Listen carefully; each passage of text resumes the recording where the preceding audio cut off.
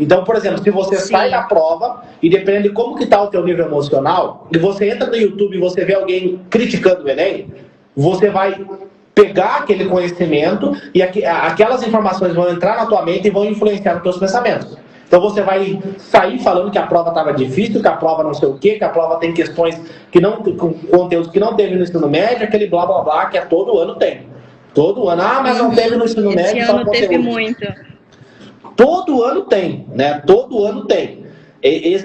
Então, assim, você entra no YouTube, todo mundo descascando o Enem, todo mundo falando mal do Enem. Então você vai ter uma visão, uma opinião pós-prova ideológica. Você vai ser influenciado a querer falar mal da prova. Você não vai ter uma visão racional da prova. Por quê? Muitas vezes você pega lá a prova de matemática, e esse ano eu fiz essa prova, fazia acho que uns 5 anos que eu não fazia a prova. Eu fiz depois, tá? Eu tinha a prova na semana do Enem, mas depois, acho que na primeira semana de dezembro ali, eu fiz a prova. Peguei a prova e fui lá e fui fazer ela, né? Não fiz todas as questões, mas a maioria das questões eu fiz, né? E assim, eu fiz o Enem há 5 anos atrás, e as mesmas questões que caíram na minha prova no ano que eu fui aprovado, estavam lá na prova.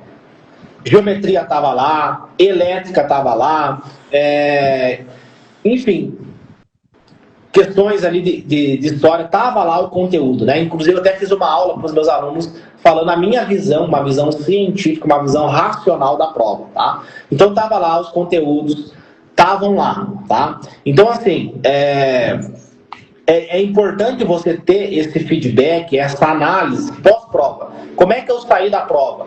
Eu sabia fazer as questões, eu lembrava dos conteúdos que foram cobrados na questão, eu tive capacidade de memória, de lembrar desses conteúdos, ou eu fiz as questões no chutômetro, eu chutei as questões, eu achava que era aquilo, eu tinha certeza absoluta que eram as alternativas. Então acho que esse é o primeiro ponto, tá? Você analisar isso. Por quê? Porque esse método de questões, né, ele é um método muito poderoso, é um método que funciona. Tanto que amanhã eu já vou fazer live com uma aluna minha que foi aprovada em medicina em 60 dias.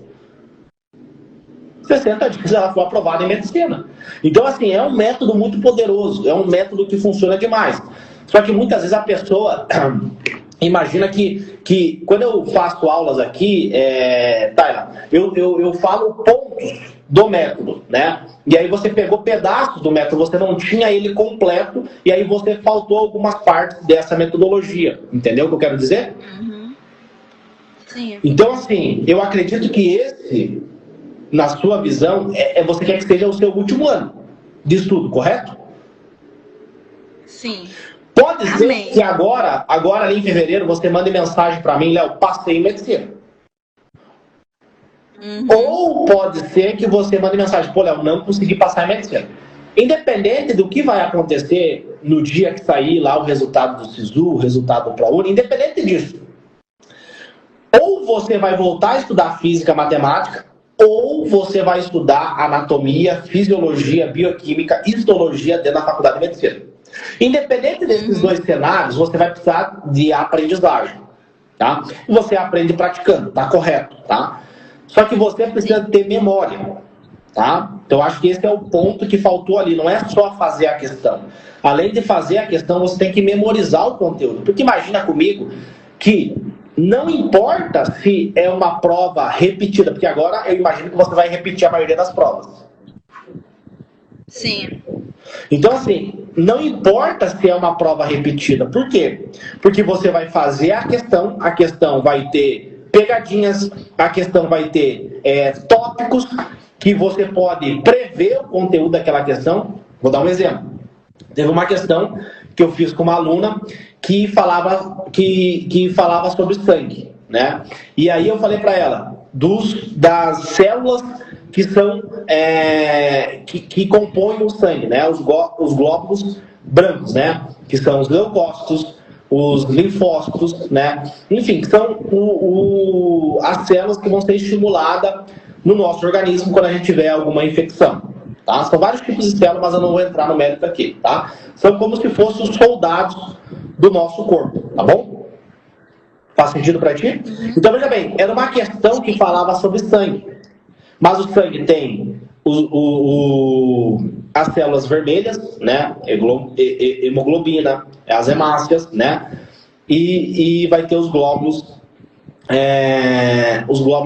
brancos, né, que são os leucócitos, e também as plaquetas, que vai fazer uma agregação plaquetária quando você tiver uma hemorragia.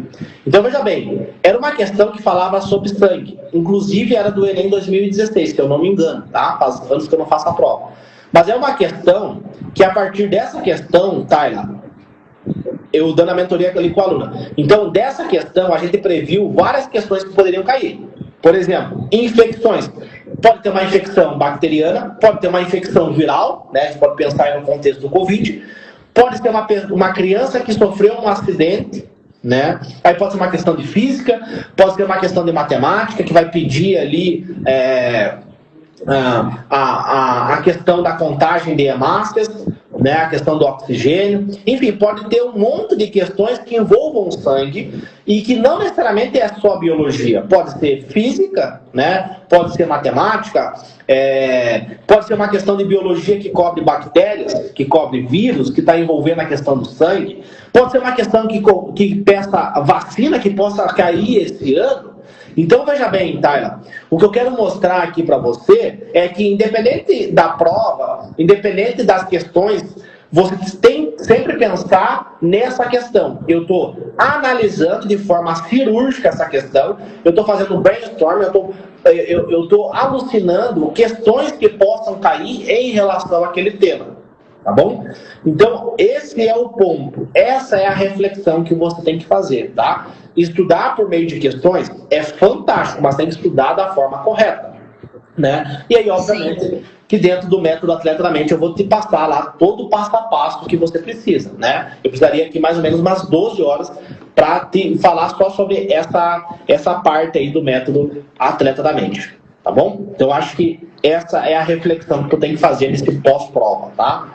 Imagina que você está saindo do Pará e você quer chegar em São Paulo.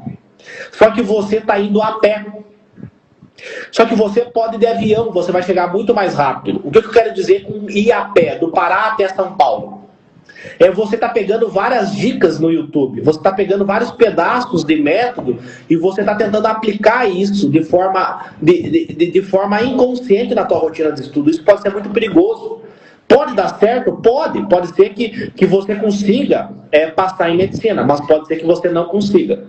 Eu fiz cursinho, eu não consegui, como é que eu posso dizer, me adaptar, né? Porque era uma chuva lá de conteúdo, uma chuva de aulas que a gente tinha que dar conta, não dei conta, eu acabei saindo do cursinho, estudando em casa, sozinha.